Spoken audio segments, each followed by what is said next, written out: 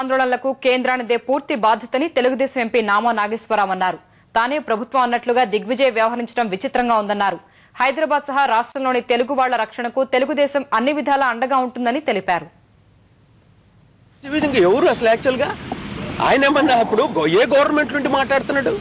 అతను ఒక పార్టీకి సంబంధించిన వ్యక్తి, అతను మాట్లాడటం ఏంటి? అతను కనుక గవర్నమెంట్ ఉన్నప్పుడు ఒకవేళ మా చంద్రబాబు నాయుడు గారు చెప్పినటువంటి 4 లక్షల 5 లక్షల కోట్లు ఏది తన్నో అది కనుక తప్పుంటే వాళ్ళ లెక్క ఏంటో చెప్పండి. అది కాదు ఇంత లెక్క వద్దని లెక్క చెప్పండి. మేము ఒకటే చెప్తున్నాం, తెలుగు వారు ఆంధ్రప్రదేశ్లో, తెలంగాణలో, ఆంధ్రలే కాదు దేశవ్యాప్తంగా కూడా ఉన్నారు.